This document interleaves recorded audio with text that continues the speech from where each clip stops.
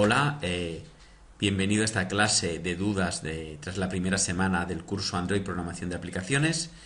¿Vale? Y bueno, nada, comentaros en primer lugar que ha sido imposible grabar esta clase desde el Adobe Connect, ¿vale? Parece que no quiere funcionar y por lo tanto pues al final he decidido grabarla directamente en vídeo, pero claro, no va a tener demasiada gracia porque no puedo contar con vuestra participación para ver las dudas concretas que habéis tenido, que era un poco el objetivo principal. Pero bueno, por lo menos os doy alguna información sobre el curso. En concreto, vamos a hacer un poco el replanteamiento de la evaluación y el certificado tras la primera semana, con toda la información que tenemos hasta el momento. Comentar algunos problemas con Miriada X para que cuando os pasen, pues sepáis que es bastante normal. Destacaros algunas cuestiones que han ido apareciendo, insistiros sobre el buen uso de las herramientas de comunicación y comentaros algunos problemas del módulo 1, pero como no me los vais a poder plantear, pues esto realmente nos lo vamos a saltar. Muy bien, comentaros cómo, a diferencia de cómo se planteó inicialmente, el examen de cada módulo sí que se va a aprobar con un 60%, pero va a tener un número de intentos ilimitados. Por lo tanto, pues digamos que si nos sale la primera, lo intentáis hasta que, digamos, os funcione. Parece que si se pone un número de intentos limitados, aunque sean 2 o 3, la plataforma nos da problemas. También tenéis que tener superado el 100% del módulo 1 para poder pasar al módulo 2. Pero bueno, esto realmente se puede hacer simplemente volviéndolo a intentar los tests y los vídeos por lo menos poniéndolos en reproducción. El tema del certificado todavía no está claro al 100%. En principio sabemos que Miriada X ha dicho que se obtiene el certificado al completar el 80% de las actividades. Hemos preguntado si de 80% en cada módulo o en su totalidad y nos han dicho que lo van a estudiar y que ya nos lo explicarán cuando lo sepan, ¿vale? Y nosotros pues ya os retransmitiremos esta información. En principio, viendo que digamos va a ser más o menos sencillo, lo que requerirá es tiempo, pero como hay un número de intentos ilimitados, realmente el 100% de la gente que insista, desde luego tendrá el certificado. Vale, no sé si los que han suspendido el módulo 1, el examen porque entraron sin darse cuenta y tal, creo que ahora si lo vuelven a intentar ya les dejará entrar y continuar. He preguntado antes cuando sí que habían alumnos y creo que todo el mundo sí que le había dejado pasar, por lo menos los que habían entrado en la clase. Muy bien, pues comentaros, bueno, el plan de trabajo ya lo explicamos, espero que esté más o menos claro. Simplemente comentaros que van a haber 3 o 4 entregas de prácticas, ¿vale? Para que luego no os llevéis ninguna sorpresa. Estas se realizarán tras el módulo 3, ya se hará la primera entrega y va a consistir en la aplicación Asteroides desarrollada hasta un punto determinado. Creo que ya habéis empezado en el módulo 1 no, pero en el módulo 2 sí que ya se hace una primera versión, ir guardándolo todo, lo digo es importante, para que cuando ya lo tengáis en el módulo 3 lo vais a tener que entregar. Se va a corregir por otros alumnos, ¿vale? Y simplemente se verificará que sí, que en un porcentaje bastante alto de los ejercicios pues se ha realizado, no hará una evaluación muy pormenorizada. Vale. Más cosas. Hemos tenido algunos problemillas con Miriada X, ¿vale? El más importante creo que es que el examen del módulo se iniciaba sin querer, dándole al botón siguiente desde el anterior o directamente desde el link del examen, y además no te avisaba que ibas a hacer un examen que solo podías hacer una vez y pues habéis tenido algunos problemillas. Se ha solucionado poniendo el número de intentos indeterminado, por lo tanto ahora os tiene que dejar volver a hacerlo. También hay otro problemilla, que es que cuando termináis un test, que ya lo pasáis o no lo pasáis, si es de preguntas y digamos de repaso y reflexión no pasa nada porque tenéis que tenerlo al 100%, pero si es un examen, digamos no va a indicar las respuestas, cuáles eran las correctas de las que habéis fallado. Ya el equipo de Miriada X nos ha dicho que está trabajando en esto y que cuando lo tengan ya lo aplicarán a la plataforma. También de vez en cuando, de forma un poco extraña, el índice cambia y nos pasa al módulo 0, ¿vale? Realmente no es demasiado problemático porque podemos volver atrás y entonces nos vuelve a aparecer la pantalla donde estábamos, podemos Pero bueno, también es un problema que espero que solucionen en breve. Seguro que hay alguno más, pero como no tenemos público para que digáis un poco algún problema que se ha surgido, pues no puedo aumentar esta lista. Bueno, algunas cuestiones a destacar de un poco en los foros que he estado mirando. El primer tema que creo que es bastante interesante es que existe un método de instalación alternativo más sencillo que parece que han sacado los de Google. En developersandroid.com, en SDK, han sacado una instalación, si vais a esta página, donde ya instala el SDK de Android, el Eclipse y el plugin de Eclipse, todo en uno, por lo tanto más fácil.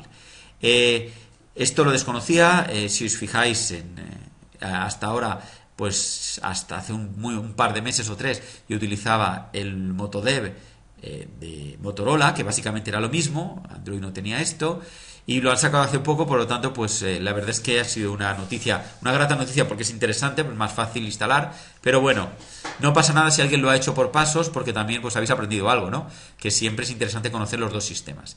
Si alguien quiere ver en qué se basa esto, no hay ningún problema en que tengáis dos Eclipses a la vez instalados, siempre que estén en carpetas diferentes, ¿vale? Os podéis bajar este software, lo creáis en otra carpeta, Eclipse preparado por Google, o el nombre, o Eclipse 2, el nombre que queráis, y lo instaláis. Siempre y cuando entréis con una ISO o con otro, tendréis, digamos, y esto no va a ocasionar ningún problema. De hecho, yo tengo, pues, 3 o 4 diferentes instalaciones de Eclipse y puedo funcionar con cualquiera de ellas.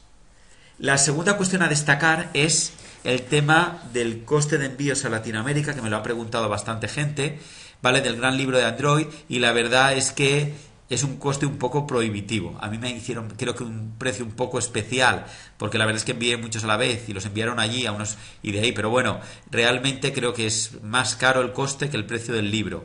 Por lo tanto, pues lo siento para los que seáis ¿vale?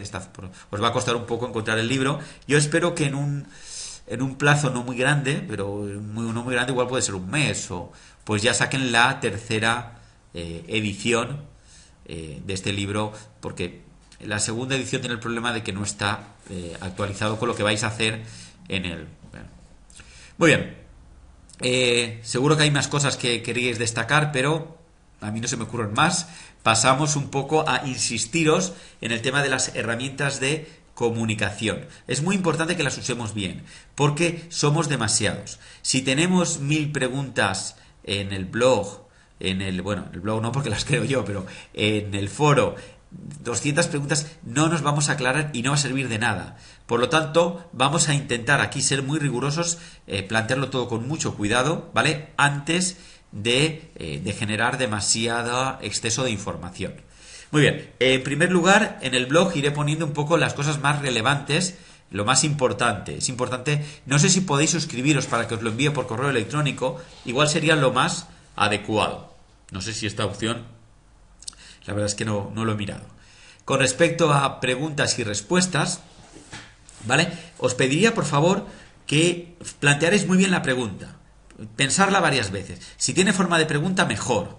Por ejemplo, ¿qué es el código nativo? O ¿por qué no se activa el módulo 2? Aunque este tipo de preguntas van a ser durante poco tiempo activas, porque cuando se solucionen los problemas estos dejarán de tener mucho sentido, pero bueno, también la verdad es que se pueden utilizar y de hecho las estáis utilizando, ¿vale? Pero nunca lo planteéis hay un error en... No, ahí hay un foro específico para errores en material didáctico. O si es un problema concreto, genérico, pues se puede plantear, ¿vale? Pero en principio para preguntas genéricas.